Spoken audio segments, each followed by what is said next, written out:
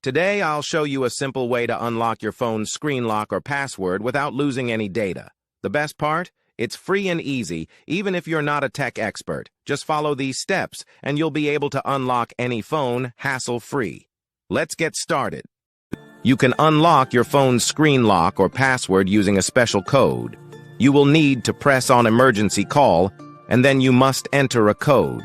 This code is unique to each type of phone and is provided by the phone manufacturer.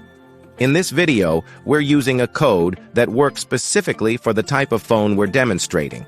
Here's how you can get the code. Visit this website that provides unlock codes for free using a unique method. And that's it. Now you can unlock your phone without losing any data. See you in the next video. Bye.